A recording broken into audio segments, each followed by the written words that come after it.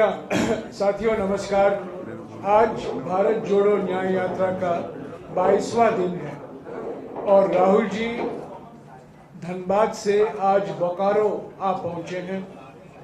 बोकारो जो इस्पात शहर के नाम से जाना जाता है। जब लोग कांग्रेस पार्टी और कांग्रेस नेतृत्व से पूछते हैं 70 साल में क्या किया, जवाब बोकारो में उनको मिलेगा। बोकारो, भिलाई, रूरकेला, भाखरा नंगल, दुर्गापुर, सिंदरी, धनबाद, ये सब पब्लिक सेक्टर का प्रतीक है, जिसकी कल्पना पंडित जवाहरलाल नेहरू ने की थी और जिसके नींव पंडित जवाहरलाल नेहरू ने रखा था। और इसी शहर में ठीक 50 साल पहले इंदिरा गांधी जी ने बोकारो इस्पात कारखाने का पहला ब्लास्ट फर्नेस की शुरुआत की थी। तो हमें बहुत खुशी है कि आज हम बोकारो आए हैं।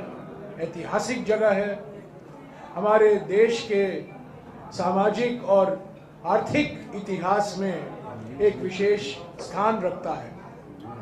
आज के मुख्य प्रवक्ता मेरे युवा साथी कन्हैया कुमार जी होंगे, पर उसके पहले मैं 2-3 बातों का जिक्र करना चाहता हूं। पहली बात, राहुल जी बार बार कह रहे हैं, भारत जोड़ो यात्रा के समय कहते थे और भारत जोड़ो न्याय यात्रा के समय भी कह रहे हैं कि बीजेपी आरएसएस तोड़ती है, कांग्रेस जोड़ती है। मैं उसको थोड़ा आगे ले चलूंगा और मैं कहूंगा बीजेपी बेचती है और कांग्रेस बचाती है। मोदी सरकार के समय में सभी सार्वजनिक क्षेत्र के कारखानों पर खतरा है। हमारे बंदरगाह बेचे जा रहे हैं, हमारे हवाई अड्डे बेचे जा रहे हैं, हमारे इस्पात के कारखाने भी बेचे जा रहे हैं। और एक दिन आएगा, नरेंद्र मोदी जी अगर प्रधानमंत्री रहेंगे, भिलाई, बोकारो, दुर्गापुर सब कारखाने बेचे जाएंगे, कुछ 1-2 पूंजीपतियों के फायदे के लिए। तो ये खतरा है, सबसे बड़ा खतरा यही है। और हमारे देश में पब्लिक सेक्टर, बोकारो जैसे कारखाने न केवल आर्थिक महत्व रखते हैं, पर यह सामाजिक महत्व भी होता है, क्योंकि पब्लिक सेक्टर में अनुसूचित जाति और अनुसूचित जनजातियों के लिए रोजगार सुरक्षित होता है। वो रोजगार खतरे में है निजीकरण की वजह से। और दूसरी बात यह है कि जब पब्लिक सेक्टर कंपनियां बनाए जाते हैं, खोले जाते हैं, देश भर के लोग वहां आते हैं। तो ऐसा कहा जा सकता है पिछले 7 दशकों में पब्लिक सेक्टर बनते गए, लोग आते गए, भारत बनता गया। और यही प्रतीक इसका बोकारो है। दूसरी बात मैं कहूं कि अप्रैल और दिसंबर 2023 के बीच में, इस वित्तीय वर्ष के पहले 9 महीने में इस्पात का आयात 60 लाख टन हुआ है। इस्पात का आयात 60 लाख टन हुआ है। ये पहले पिछले 5-6 सालों में नहीं देखा गया है। और इन 60 लाख टन जो आयात हुआ है, इसमें से करीब 1/3 चीन से आया है। ये हमारे देश में जो इस्पात बनाते हैं, पब्लिक सेक्टर में, प्राइवेट सेक्टर में, टाटा एक मिसाल है झारखंड में, इन पर घोर अन्याय है। एक तरफ 19 जून 2020 को प्रधानमंत्री चीन को क्लीन चिट देते हैं, न कोई घुस आया है, न कोई हमारे जमीन पर बैठा है।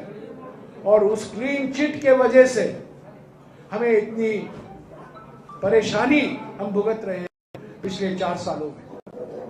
और इस हमारे सीमाओं के तनाव के बावजूद प्रधानमंत्री ने ये उचित नहीं समझा कि आयात जो आता है हमारा चीन से, उस पर कोई प्रतिबंध लगाया जाए, ताकि हमारे छोटे उद्योग, हमारे बड़े कारखाने को तकलीफ नहीं पहुंचे।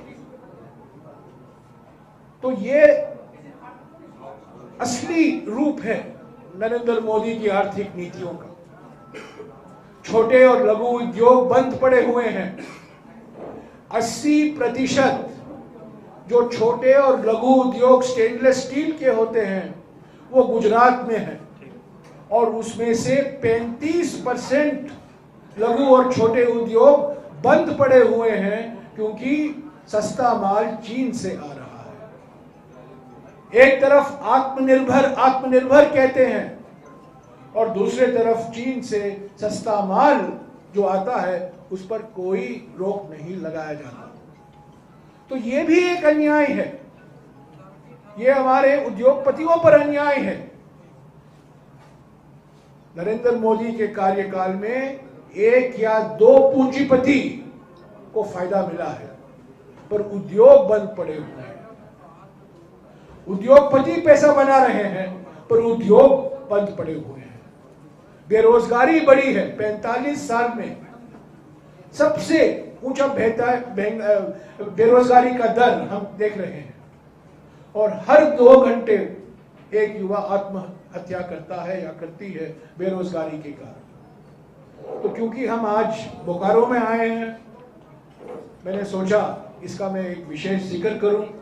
आज सुबह राहुल जी भी धनबाद में बिरसा मुंडा चौक पर उन्होंने एक जनसभा को संबोधित किया और उन्होंने कहा भारत जोड़ो न्याय यात्रा के 5 न्याय हैं: नारी न्याय, युवा न्याय, श्रमिक न्याय, किसान न्याय और हिस्सेदारी न्याय। और बोकारो जैसे शहरों में श्रमिक न्याय बहुत महत्व रखता है, क्योंकि निजीकरण हो रहा है। आज कुछ कोयला श्रमिकों से भी मिले राहुल जी, और उनकी एक ही मांग थी कि हमारा जो कॉन्ट्रैक्ट रोजगार है उसको बंद करें और उसको रेगुलराइज करें। तो ये भी एक अन्याय है हमारे देश के श्रमिकों में। ट्रेड यूनियन, व्यापार संघों को खत्म किया जा रहा है, कॉन्ट्रैक्ट एम्प्लॉयमेंट दिया जा रहा है, वेतन सुरक्षित नहीं है, पेंशन सुरक्षित नहीं है, प्रोविडेंट फंड सुरक्षित नहीं है। तो श्रमिक न्याय, मैं समझता हूं बोकारो में आकर राहुल जी ने जो अपनी आवाज उठाई है, ये सारे देश में गूंज जाएगा। मैं अभी कन्हैया कुमार जी से गुजारिश करूंगा कि वो आपको संबोधित करें संक्षिप्त में। 1 मिनट में सभी सवालों का जवाब दूंगा, सभी सवालों का जवाब दूंगा। मैं जानता हूं आपके मन में क्या सवाल है।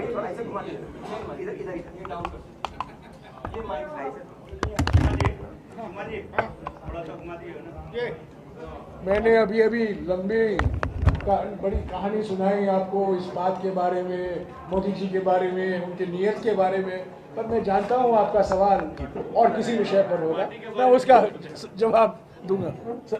इसको उन्होंने दीजिएगा। साथियों, सबसे पहले तो आप सबका AICC की तरफ से हार्दिक स्वागत है। और मैं अपनी बात करूं उससे पहले मैं झारखंड की भूमि, जो भूमि है हमारे महान जननायक धरती आबा भगवान बिरसा मुंडा की, उसको हम AICC की तरफ से नमन करते हैं। और आप सब जानते हैं कि हमारी भारत जोड़ो न्याय यात्रा विभिन्न राज्यों से होते हुए अभी बंगाल से झारखंड की महान भूमि पे आई है। और राहुल जी अलग अलग क्षेत्र के लोगों से मिल रहे हैं, किसानों से, आदिवासियों से, मजदूरों से, और इसी क्रम में जो है वो बाबा भोलेनाथ का दर्शन करने के लिए देवघर भी गए, वहाँ जलाभिषेक किया। और आज हमारी यात्रा जो जिसको कहते हैं इस्पात कारखाने का शहर, स्टील सिटी बोकारो में आई हुई है। तो यहाँ आप सबका स्वागत है। जैसा कि जयराम जी ने बताया कि इस भारत जोड़ो न्याय यात्रा का एकमात्र उद्देश्य है कि देश में जो अन्याय की आंधी चल रही है, उस अन्याय की आंधी को रोकने के लिए राहुल गांधी न्याय के पक्ष में खड़े हैं। और यह जो न्याय हम मांग रहे हैं, उसमें हम 5 तरह के न्याय की बात करते हैं। और जब हम 5 शब्द बोलते हैं, पंच शब्द बोलते हैं, तो यह भारतीय संस्कृति, परंपरा, इतिहास से बहुत गहराई से जुड़ा हुआ है। आप जानते हैं कि 5 तत्व से शरीर के बनने की बात होती है, पंच कहे जाते हैं। जब कोई विवाद होता है, उस विवाद को सुलझाने के लिए पंच होते हैं, जो 5 लोग मिल करके न्याय को स्थापित करते हैं। और इसके साथ साथ आपने महाभारत में सुना होगा कि पांडवों की बात की गई है। तो 5 शब्द जो है उसको हमारी संस्कृति और इतिहास में बहुत महत्वपूर्ण माना जाता है। और हमारी पार्टी का और हमारे नेता राहुल जी का यह मानना है कि जब तक भारत में 5 तरह के न्याय की पुनर्स्थापना नहीं होगी, वो न्याय है युवा न्याय, हिस्सेदारी न्याय, नारी न्याय, किसान न्याय और मजदूरों का न्याय, श्रमिकों का न्याय, तब तक जो है इस देश को शक्ति नहीं मिलेगी। और देश कहने का मतलब इस देश में रहने वाले 140 करोड़ लोग। देश का मतलब सिर्फ ये नहीं है कि प्रधानमंत्री के 2-3 दोस्त। और जयराम जी ने कहा कि आज की यह जो भारत जोड़ो न्याय यात्रा है, यह एक वैचारिक यात्रा है और इसमें 2 तरह के विचार का जो है संघर्ष चल रहा है। एक तरफ वो लोग हैं जो बेच रहे हैं और दूसरी तरफ हम लोग हैं जो बचाने की कोशिश कर रहे हैं। क्या बचाना चाहते हैं? बचाना चाहते हैं कि इस देश के लिए कांग्रेस पार्टी ने पब्लिक सेक्टर बनाया और अपने दोस्त के लिए उस पब्लिक सेक्टर को प्रधानमंत्री मोदी जी फ्रेंड सेक्टर में बदल रहे हैं। वो पब्लिक सेक्टर को फ्रेंड सेक्टर बना रहे हैं। फ्रेंड सेक्टर कैसे बना रहे हैं? तो जो एयरपोर्ट देश की जनता का है, देश का है, उसको औने पौने दाम में, मतलब कौड़ियों के भाव में वो अपने दोस्त को दे रहे हैं। और ये रिश्ता क्या है? सिंपल रिश्ता है कि हम तुमको देश की संपत्ति देंगे। उसको हम इस तरह से कहते हैं कि तुम मुझे चंदा दो, मैं तुम्हें धंधा दूंगा। मतलब चुनाव लड़ने के लिए, विधायक खरीदने के लिए, ये सवाल आप पूछेंगे, विधायक खरीदने के लिए हम आपको जो है धन देंगे और आप जब चुनाव जीत जाएंगे तो आप हमको जो है इस देश की संपत्ति दीजिएगा। यही रिश्ता है, एक हाथ ले दूसरा हाथ दे। सवाल यही है ना कि लोकतंत्र को कौन बेच रहा है। और लोकतंत्र को जब बेचा जा रहा है तो लोग जो हैं, लोग कहने का मतलब 140 करोड़ लोग, उनको इस बात पर ध्यान ना जाए, उनका ध्यान इस तरफ ना जाए कि रेलवे उनकी है, एयरपोर्ट उनका है, बोकारो स्टील प्लांट उनका है, तमाम पब्लिक सेक्टर उनका है, उस तरफ उनका ध्यान ना जाए। इसलिए यह जरूरी है कि लोगों को आपस में लड़ाया जाए। ये बहुत पुरानी तकनीक है, ये लोग जो है ब्रिटिशर्स से सीखे हैं। फूट डालो, राज करो, इंसान को आपस में लड़ाओ, डिवाइड डाइवर्ट करो और इस देश की संपत्ति को अपने दोस्त की तिजोरियों में पहुंचाओ। अब आप झारखंड में भी देख लीजिए कि, और सिर्फ झारखंड की बात नहीं है, आप किसी भी स्टेट में चले जाइए, बीजेपी का एकमात्र काम है कैसे एक ही समाज को आपस में लड़ा दिया जाए, कैसे जो है उनके बीच में अंतर्विरोध पैदा कर दिया जाए। और झारखंड के लोग जब आपस में लड़ने लगेंगे तो झारखंड का खान खदान, फैक्ट्री, खेत, एयरपोर्ट, रेलवे सब अपने दोस्त को बेच दिया जाए। ये मॉडल हम लोगों को समझना पड़ेगा और इस मॉडल के चलते लगातार अन्याय हो रहे हैं। अगर आप किसान की बात करेंगे, किसान आत्महत्या कर रहे हैं। एक साल में 12,000 से ज्यादा किसान आत्महत्या कर रहे हैं, नौजवान आत्महत्या कर रहे हैं, आए दिन महिलाओं के ऊपर अत्याचार हो रहा है, श्रमिकों के साथ अत्याचार हो रहा है। आप बताइए, आप सब लोग यहाँ बैठे हुए हैं, सरकार ने कानून बनाया, जब कांग्रेस की सरकार थी तो सरकार ने कानून बनाया कि 8 घंटा का काम करना पड़ेगा। 24 घंटा होता है, 8 घंटा काम का, 8 घंटा आराम का और 8 घंटा किसी चीज के सृजन करने का, सोचने का। मजदूर को भी हक है कि वो भी जो है टीवी देखे, समाचार सुने, कविता लिखे, कुछ बनाए, कुछ पढ़े, कुछ गढ़े। ये जो 8-8 घंटे का नियम बनाया था, कहीं ये नियम अब लागू हो रहा है? आप सब लोग मीडिया सेक्टर में ही हैं, बता दीजिए 8 घंटा काम करते हैं कि 8 घंटा से ज्यादा काम करते हैं? लेकिन आपको मजबूरी में काम क्यों करना पड़ता है? क्योंकि कानून को कमजोर किया जा रहा है। कानून को किस लिए कमजोर किया जा रहा है? मालिकों के पक्ष में। और मालिकों के पक्ष में क्यों कमजोर किया जाता है? क्योंकि मालिक चंदा दे रहे हैं सरकार को। इसीलिए सरकार आज आम लोगों के साथ अन्याय कर रही है। इसीलिए भारत जोड़ो न्याय यात्रा भारत जोड़ो यात्रा का ही एक्सटेंशन है। भारत जोड़ो यात्रा में राहुल जी बार बार बोले कि हम नफरत के बाजार में मोहब्बत की दुकान खोलने चले। और जब वो लोगों से मिले तो ऐसा महसूस हुआ कि हर वर्ग के साथ अन्याय हो रहा है, हर वर्ग के साथ, चाहे वो युवा हो, किसान हो, मजदूर हो, महिला हो, सबके साथ अन्याय हो रहा है। और इस अन्याय के खिलाफ न्याय की स्थापना बहुत जरूरी है और इस न्याय के लिए ही भारत जोड़ो न्याय यात्रा चली है। और इसमें हम आपके सामने कह रहे हैं कि हम जिस भी राज्य में जा रहे हैं उस राज्य के लोगों के जो मुद्दे हैं उन मुद्दों को हम उठा रहे हैं। आपने देखा होगा कि झारखंड में भी पेशा कानून की बात की गई, सरना कोड बिल की बात की गई और यहाँ के पब्लिक सेक्टर को जिस तरीके से बेचा जा रहा है उसको बचाने की बात की गई। यहाँ के किसानों की, आदिवासियों की, मजदूरों की, गरीबों की और यहाँ के जो नौजवान हैं, महिलाएं हैं, उनके जो सवाल हैं उसको हम लोग भारत जोड़ो न्याय यात्रा के माध्यम से उठा रहे हैं। और हमारा यह मानना है कि यह भारत जोड़ो न्याय यात्रा का ही प्रभाव है कि जहाँ जहाँ हम जा रहे हैं वहाँ वहाँ जो है इनके पेट में जबरदस्त दर्द हो रहा है। ऐसा दर्द हो रहा है कि ये साम दाम दंड भेद लगा करके उस जगह की सरकार को अस्थिर करने का प्रयास करते हैं। यहाँ की सरकार को भी अस्थिर करने का प्रयास किया। लेकिन मैं आप सबको एक बात कह देना चाहता हूँ कि चाहे ये जितनी भी ताकत लगा लें, भारत जोड़ो न्याय यात्रा न्याय की पुनर्स्थापना किए बिना रुकने वाली नहीं है। अलग अलग तरीके से इसके ऊपर हमला करते हैं, पोस्टर फाड़ते हैं, जो भी ये कर लें, जो भी ये कर लें, भारत जोड़ो न्याय यात्रा नहीं रुकने वाली है। और हमारा कमिटमेंट यही है कि इस देश में रहने वाले जो 140 करोड़ लोग हैं उनको न्याय स्थापित करके रहेंगे और हमारे देश के संविधान ने जो हमको अधिकार दिया है उस अधिकारों को हम बचा करके रहेंगे। आप सब लोग हमारी बात को ध्यानपूर्वक सुने। आपका बहुत बहुत धन्यवाद और आपके जो भी प्रश्न होंगे हम उसका यथासंभव जवाब देने का प्रयास करेंगे। शुक्रिया। एक मिनट। कांग्रेस ने आपके अनुसार कांग्रेस ने देश को बहुत कुछ दिया है, पीओसी की स्थापना किया है, लेकिन आज कांग्रेस क्षेत्रीय दलों के विशलग्धु की भूमिका में झारखंड के गठन के 24 साल होने को है, एक बार कांग्रेस के मुख्यमंत्री नहीं बनेंगे, एक दिन बनेंगे, एक दिन जरूर बनेंगे। अभी 2024 के लोकसभा चुनाव के लिए इंडिया गठबंधन स्थापित किया गया है जिसमें कुछ ही दिन पहले 28 पार्टियां थी, पर एक पार्टी ने फिर से पलटी मारी और वापस एनडीए में चली गई है। अभी 27 पार्टियां हैं। यहाँ झारखंड के विधानसभा में भी हम मिलीजुली सरकार में हैं और एक दिन जरूर आएगा जब अपने ही बल और अपने ही शक्ति पर कांग्रेस पार्टी झारखंड में भी खड़ा हो। एक वीडियो तेजी से वायरल हो रहा है देवघर का, जिसमें राहुल जी जब पूजा करके बाहर निकल रहे हैं तो मोदी जिंदाबाद और राहुल मुर्दाबाद के नारे लगा रहे हैं। आप लोग वहाँ साथ थे, क्या ऐसी कोई घटना हुई? नहीं, इसका जवाब मैं देना चाहता हूँ। देखिए, ये आप सब इस पे विचार कीजिएगा।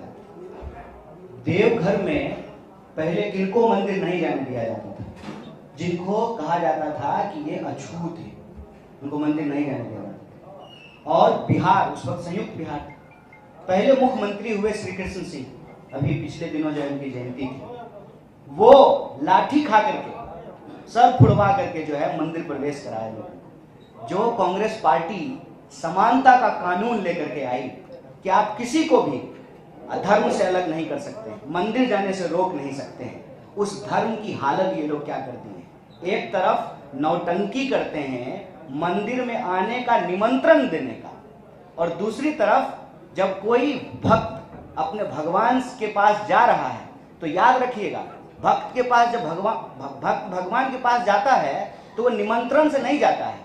हमारी मान्यता ये है कि वो भगवान के बुलावे से जाता है। लोग हमारे यहाँ से जब जल उठाते हैं वहां से सुल्तानगंज से, तो क्या कहते हैं, भोला बाबा बुलाए हैं, आप जाते नहीं हैं, आपको बुलाते हैं। तो जब उनका बुलावा है तो वो जाएंगे। ये मंदिर में नारा लगना चाहिए भगवान भोलेनाथ का, हर हर महादेव का। वहां नारा क्या लग रहा था, मोदी जी का। मतलब मोदी जी भगवान हो गए हैं। मोदी जी किसके भगवान हो गए हैं, और मोदी जी को कौन भगवान बना रहा है, और किस लिए बना रहा है? मोदी जी को भगवान इसलिए बनाया जा रहा है ना, ताकि इंसान के सवाल गायब कर दिए जाएं राजनीति से। इंसान का सवाल क्या है, देवघर का सवाल क्या होता है? देवघर का सवाल ये होता है ना कि देवघर में एम्स बनाएंगे, देवघर में विश्वविद्यालय बनाएंगे, देवघर में जो है सड़कों का चौड़ीकरण करेंगे, देवघर में नया स्टेडियम बनाएंगे, देवघर में रोजगार देंगे, देवघर में जो है महिलाओं के ऊपर अत्याचार नहीं होगा, देवघर में जो है सभी समाज के लोग, चाहे वो आदिवासी हो गैर आदिवासी हो, आपस में मिल करके शांति पूर्वक रह सकें। ये सवाल है ना। कौन गुमराह कर रहा है इस मुद्दे को? याद रखिएगा, इस देश में राम के नाम पर, राम जी आराध्य हैं, पूज्य हैं, राम जी के नाम पर नाथू राम वाली नफरत की राजनीति स्थापित की जा रही है। और एक बात जान लीजिए, लंपट लोग से घबराते नहीं हैं। जो ये किए हैं पीछे से, उनको हिम्मत है तो सामने से आए ना, और सामने से आएंगे ना तो हम मोहब्बत लेकर के चल रहे हैं। जो नफरत लेके आएंगे ना, उनको भी हम गले लगाएंगे, क्योंकि हमारा काम लोगों को लड़ाना नहीं है, लोगों को बांटना नहीं है, हमारा काम दिल से दिल को जुदा करना नहीं है, हमारा काम दिल से दिल को मिलाना है। हम जो भारत जोड़ो न्याय यात्रा लेके चले हैं, याद रखिएगा, हम कहते हैं श्रमिक न्याय। वो श्रमिक जो भाजपा को वोट दे रहे हैं ना, हम उनके लिए भी न्याय चाहते हैं।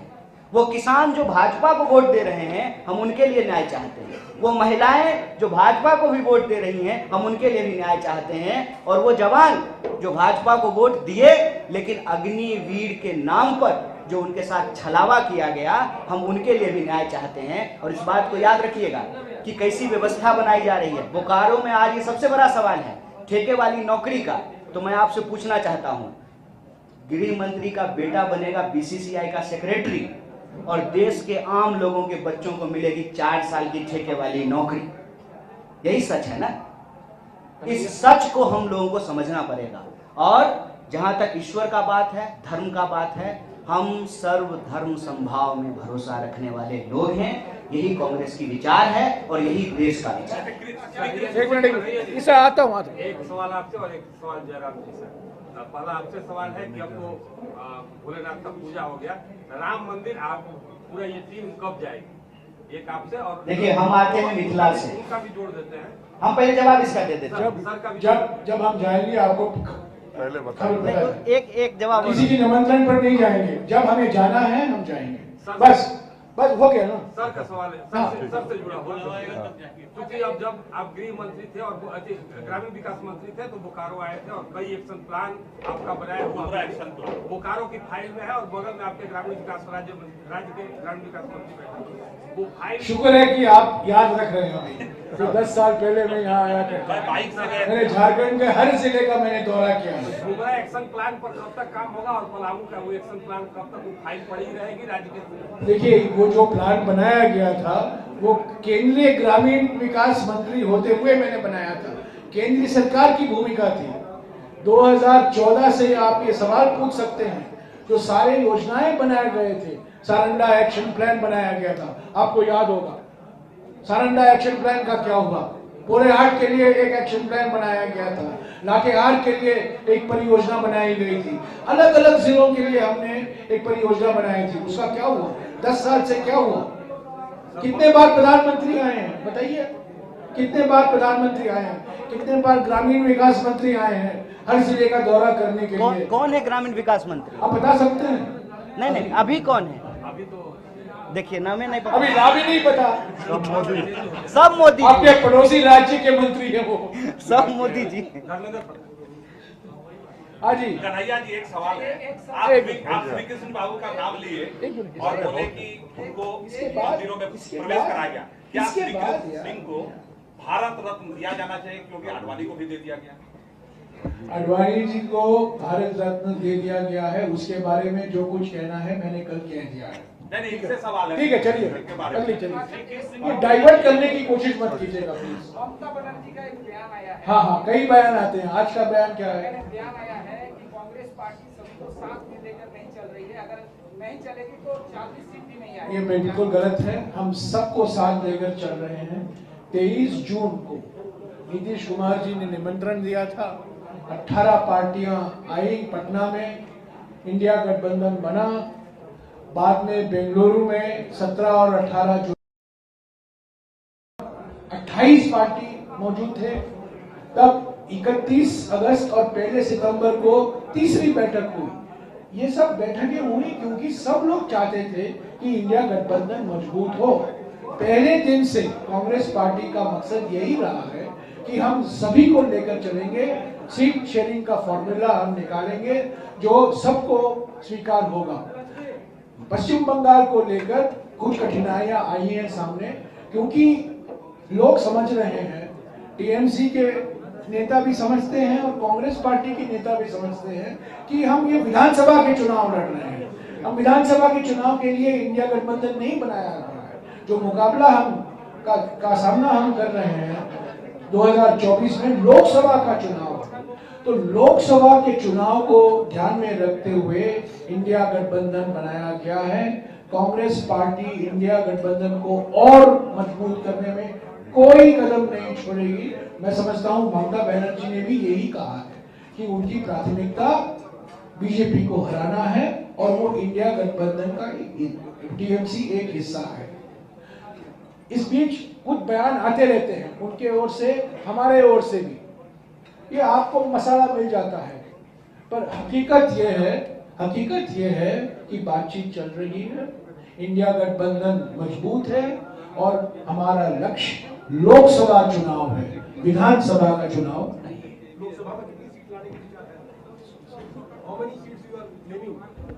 बातचीत चल रही है, रनिंग कमेंट्री में नहीं दूंगा।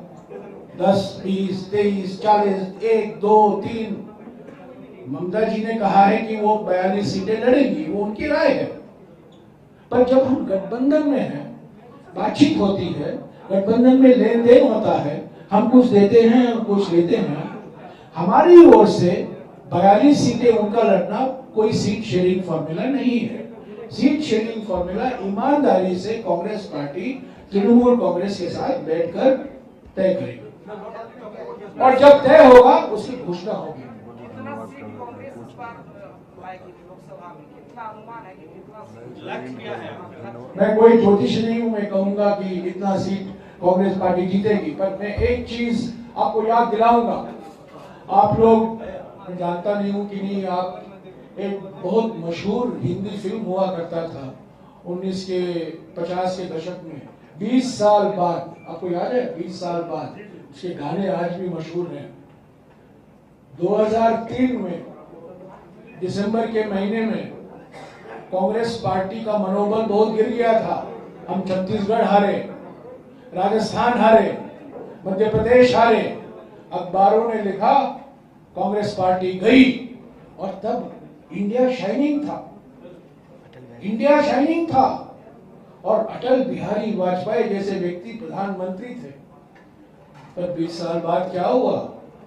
मई 2004 में क्या हुआ? किसकी पार्टी बनी? किस गठबंधन की पार्टी बनी? इंडिया शाइनिंग, इंडिया गोइंग हो गया। तो राजनीति में कुछ भी हो सकता है। हमें बिना डर के, हम बिना मनोबल गिराए हुए हम ये चुनाव में उतरे हैं। ये वैचारिक यात्रा है, चुनावी यात्रा नहीं है। चुनाव के लिए जो हमें तैयारी करनी है वो किया जा रहा है। हम हर सीट पर मजबूती से लड़ेंगे, अपने बल पर लड़ेंगे जहां हम अपने बल पर लड़ रहे हैं, और जहां गठबंधन के रूप के हिस्से में हम लड़ रहे हैं, हम गठबंधन को मजबूत करेंगे। ये मत सोचिए कि नतीजा सुनिश्चित है। 2024 के चुनाव का नतीजा सुनिश्चित नहीं है। ये ढिंढोरा पिटाया जा रहा है कि जीत गए। प्रधानमंत्री खुद कह रहे हैं कि मेरे तीसरे टर्म में यह कहूंगा। पंडित नेहरू ने कभी कहा था कि मैं दूसरे टर्म में यह करूंगा, मैं तीसरे टर्म में यह करूंगा? क्या इंदिरा गांधी जी ने कभी कहा था? क्या नरसिम्हा जी ने कहा था? क्या राजीव गांधी जी ने कहा था? क्या मनमोहन सिंह जी ने कहा था 2009 में कि मेरे सेकेंड टर्म में मैं ये करूंगा? ये अहंकार आचार्य है ना, सभी के आंखों में धूल धार रहे हैं। मेरे तीसरे टर्म में मैं ये करूंगा, वो करूंगा। इनको तीसरा टर्म मिलना कोई सुनिश्चित बात नहीं है। इंडिया गठबंधन है, कांग्रेस पार्टी है, और हम इस चुनावी जो मशीन है और सबको कंट्रोल में रखी गई है। ED, CBI, income tax, media, सभी संस्थाएं, इलेक्शन कमीशन।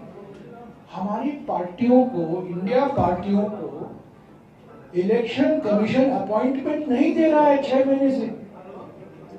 एक संवैधानिक संस्था, हमारा लोकतांत्रिक हक बनता है हम इलेक्शन कमीशन को जाएं और जो ईवीएम के बारे में हमारी जो आशंकाएं हैं उसको अवगत कराएं, एक मेमोरेंडम दें।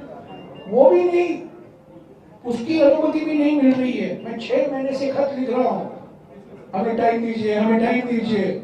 और ये स्थिति है हमारी लोकतंत्र की। अहंकाचार्य ने जो लोकतंत्र की स्थिति बनाई है, तो ये मत करिए, ये मत सोचिए कि 2024 के चुनाव का नतीजा पहले ही का थर्ड टर्म, तीसरा टर्म आने वाला है। और धन्यवाद। और कुछ मेरा एक सवाल है ना, एक लास्ट विश्वास मत पर कुछ नहीं पूछेंगे। एक पहले उनको देखिए, मैं एक भी चीज हूँ, विश्वास मत पर कुछ कहना चाहता हूँ। विश्वास मत पर बहुमत हमारे पास है, इसमें कोई दो राय नहीं है। पर हमारे इतिहास में, सामाजिक इतिहास में घोड़ों का एक विशेष महत्व होता है। आप जानते हैं ना, सबसे बड़ा यज्ञ हमारे सामाजिक इतिहास में अश्वमेध यज्ञ कहा जाता है। तो ये अश्वमेध यज्ञ करने में बहुत कुशल है हमारे प्रधानमंत्री और गृह मंत्री। महाराष्ट्र में इन्होंने किया, बिहार में किया, अलग अलग राज्यों में यहाँ भी करने की प्रयास कर रहे हैं। पर यहाँ हॉर्स ट्रेडिंग, घोड़ों का व्यापार बिल्कुल विफल होगा। बहुमत मत हम जीतेंगे और जो कार्यकाल बाकी है, 1 साल बाकी है इस गठबंधन सरकार का, वो जरूर हम उसको समाप्त करेंगे।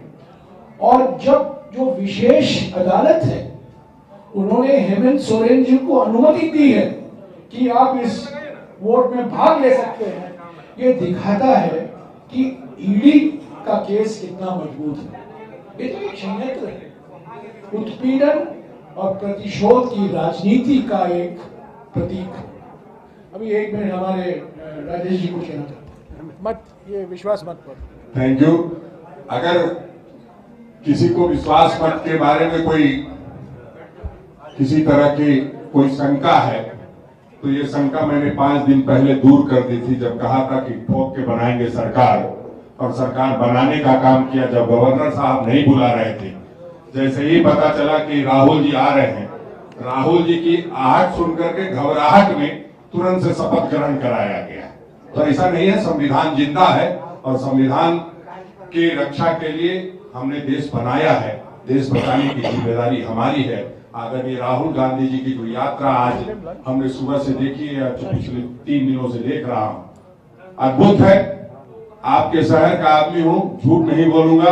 आप लोग लगातार सवाल पूछते रहते हैं, धन्यवाद सर। इन्हीं छोटे सबके साथ मैं बड़ा हुआ हूं। तो हाँ बोलिए। हमारा एक सवाल है, केंद्रीय एजेंसियां कई घोटाले उजागर की, लेकिन कांग्रेस पार्टी लोगों के बीच में जाकर बताने में नाकाम क्यों?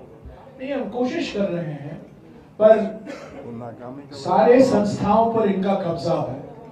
और मुझे अफसोस के साथ कहना पड़ता है, हमारे देश के लोकतंत्र का जो एक महत्वपूर्ण संस्था है, मीडिया पर भी उनका कब्जा है। मैं आप पर कब्जा नहीं, मैं नहीं कह रहा हूं, आपके मालिकों पर कब्जा है।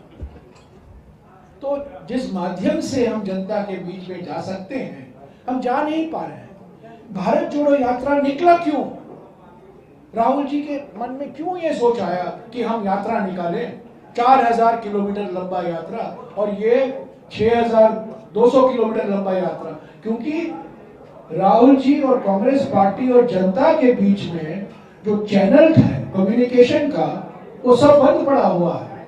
संस्थाएं हमें टाइम नहीं देती हैं, मीडिया जो हम कह रहे हैं उसको प्रोजेक्ट नहीं करते हैं। तो इसीलिए उन्होंने सोचा यात्रा निकाले ताकि हम सीधे संपर्क करें जनता से। यही तो हमारा मकसद है।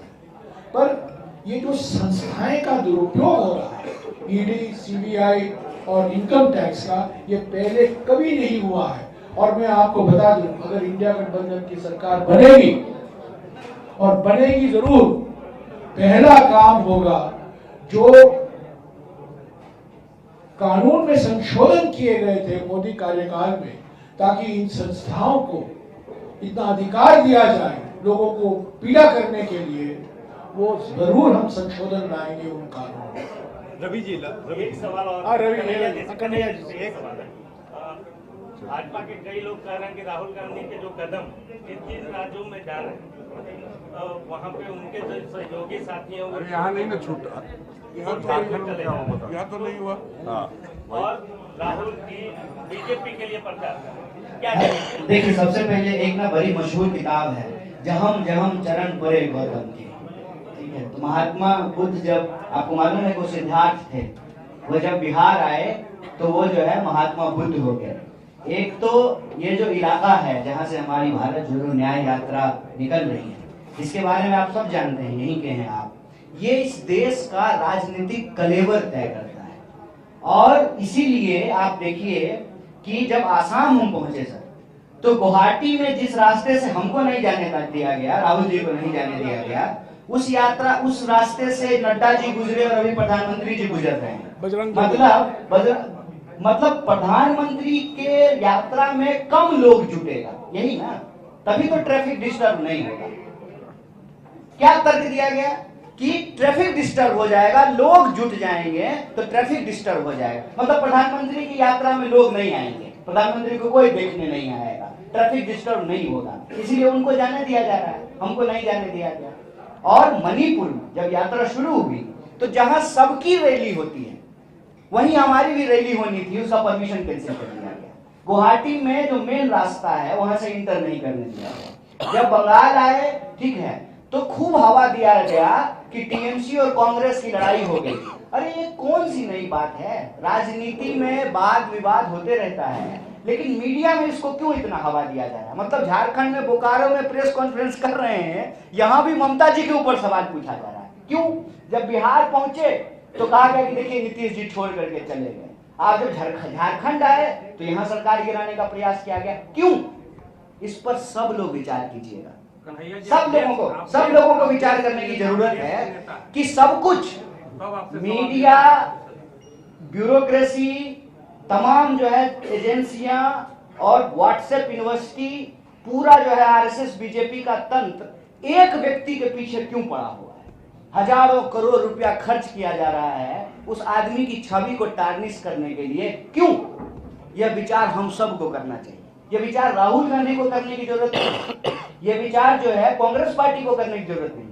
यह विचार इस देश को 140 करोड़ लोगों को करने की जरूरत है कि आखिर इस इंसान के पीछे सब कुछ क्यों पड़ा हुआ, सब हाथ धो करके उसके पीछे क्यों पड़े हुए, वो कौन सा सवाल उठा रहे हैं जिससे इतनी घबराहट है? आपको पता है, वो समझ गए हैं कि देश को कैसे दोस्त के हाथ में गिरवी रखा जा रहा है। वो समझ गए हैं कि जो आजादी हमने अंग्रेजों से ली, जो देश हमने बनाया, उसको कैसे बेचा जाए। वो समझ गए हैं कि इस देश में बेरोजगारों को न्याय दिए बिना देश को शक्ति नहीं मिलेगी, महिलाओं को न्याय दिए बिना देश को शक्ति नहीं मिलेगी, किसानों को, मजदूरों को न्याय दिए बिना देश को शक्ति नहीं मिलेगी। और धीरे धीरे यह जो तबका है, नौजवानों का, किसानों का, आदिवासियों का, बीड़ी मजदूरों का, कोयला खदान में काम करने वाले मजदूरों का, गिग वर्कर का, ऑटो चलाने वाले कूलियों का, उनका जो स्वागत है वो कांग्रेस पार्टी के द्वारा लाए गए लोग नहीं है। जब हम कटिहार से गुजर रहे थे तो कूलियों का एक जत्था आकर के राहुल जी से मिलने के लिए आया, बीड़ी मजदूर आए, किसान आए, नौजवान आए, अग्निपथ की तैयारी करने वाले जवान आए जो दौड़ते हैं सुबह सुबह आकर के, क्योंकि उन सब के अंदर यह भरोसा पैदा हो रहा है कि हमारे लिए अगर कोई बोल सकता है, हमारे लिए कोई लड़ सकता है, यह जो लूट चल रही है देश में, जो अन्याय हो रहा है गरीबों के साथ, उस व्यक्ति का नाम राहुल गांधी है। इसी से घबरा करके इन्होंने बहुत ठीक कहा, राहुल गांधी की जहां भी होती है आहट, भाजपा में जबरदस्त मच जाती है घबराहट। और उस घबराहट को डिफ्लेक्ट करने के लिए, डाइवर्ट करने के लिए ये जरूरी है कि बिना बात का विवाद किया जाए। तो हम आपके माध्यम से देश की जनता को कहना चाहते हैं, राहुल गांधी उस परिवार से ताल्लुक रखते हैं जो इस देश को आजादी दिलाए हैं इस देश को बनाने में भूमिका निभाई है और इस देश को बचाने में अपनी भूमिका जरूर निभाएंगे। रवि इन्होंने मणिपुर का जिक्र किया। आज ठीक 9 महीने पहले मणिपुर में हिंसा की शुरुआत हुई। आप जानते हैं लाखों लोग विस्थापित हुए, 300 या 400 लोग मारे गए। समुदायों के बीच में तनाव, शक, भय का वातावरण फैल गया। 9 महीने हो गए, आज ठीक 9 महीने पर प्रधानमंत्री ने अपनी चुप्पी नहीं तोड़ी है। मणिपुर एक शब्द नहीं कहा। कल शाम को गुवाहाटी गए। गुवाहाटी से इम्फाल 40 मिनट का ट्रेन रास्ता है, 40 मिनट का। मणिपुर नहीं गए। कल मणिपुर के मुख्यमंत्री दिल्ली में थे, गृह मंत्री से मिले, प्रधानमंत्री से नहीं मिले। आज तक प्रधानमंत्री ने मणिपुर के मुख्यमंत्री से बात नहीं की है, फोन पर भी नहीं की। उन्होंने विधायकों से मुलाकात नहीं की है। उनको 2/3 बहुमत है विधानसभा में।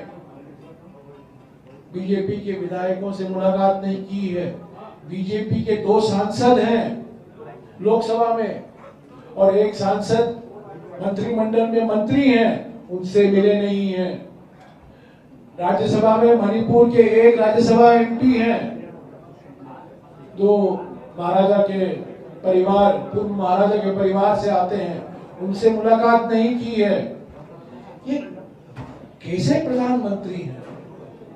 9 महीने तक ना मिले हैं किसी से, ना किसी से बात किए हैं, ना मुख्यमंत्री से, ना कोई राजनीतिक दल से, और मणिपुर आज भी चल रहा है। इसीलिए भारत जोड़ो न्याय यात्रा की शुरुआत हमने 14 जनवरी को मणिपुर से ही किया था, क्योंकि राहुल जी चाहते थे कि एक संदेशा जाए कि मणिपुर का दुख, मणिपुर की पीड़ा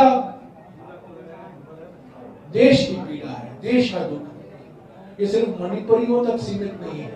पर अजीब प्रधानमंत्री है, 9 महीने तक उन्होंने उचित नहीं समझा कि मणिपुर पर कुछ बोले। 1 घंटे के लिए वो इम्फाल जाए, एक बैठक करें, लोगों के साथ मुलाकात करें और कहें उनको कि आप डरिए मत, मैं हूं ना। सब जी कहते हैं मैं हूं ना। हाँ रवि, अखिलेश यादव ने बोला है भारत यात्रा अखिलेश यादव को लेकर यूपी में जब आएगी उनको जानकारी भी नहीं और उनको इनवाइट भी नहीं किया गया। मैंने इसका जवाब दे दिया है, पहले ही दे दिया है। अभी जो यूपी का कार्यक्रम है, अभी उसको अंतिम रूप नहीं दिया गया है, बहुत डिटेल है। 11 दिन का प्रोग्राम है। उम्मीद है कि 16 तारीख दोपहर को हम यूपी में प्रवेश होंगे। 1-2 दिन में, कल शाम तक या परसों सुबह तक, जो अंतिम रूप दिया गया है, जो फाइनल प्लान है, वो हम हमारे इंडिया गठबंधन के जो घटक दल हैं उनको दे देंगे, उनके साथ साझा करेंगे। और हमारा ये मानना है कि जो इंडिया गठबंधन के घटक दल हैं यूपी में, अगर वो भारत जोड़ो यात्रा में शामिल हो, हमारे लिए तो खुशी की बात होगी, उसमें कोई दो राय नहीं हो सकती, पर इंडिया गठबंधन को और भी मजबूत करेगा। तो मैंने देखा है कि अखिलेश जी का एक बयान था, मैंने तुरंत उसका जवाब दिया है कि हम, क्योंकि अंतिम रूप नहीं दिया गया है, परिवर्तन हर घंटा हो रहा है। 11 दिन एक लंबा, सबसे लंबा यात्रा उत्तर प्रदेश में ही है, पर हम जरूर अखिलेश जी को, जयंत चौधरी को और अपना दल का एक जो हिस्सा है, जो हमारे इंडिया गठबंधन का एक अंग है, एक हिस्सा है, उनको भी पूरी जानकारी देंगे। ये निमंत्रण पहले से दिया है, इसमें कोई सवाल नहीं उठना चाहिए। उनका आना, उनका भाग लेना हमारे लिए नहीं, उनके लिए नहीं पर इंडिया गठबंधन के लिए बहुत फायदेमंद साबित होगा।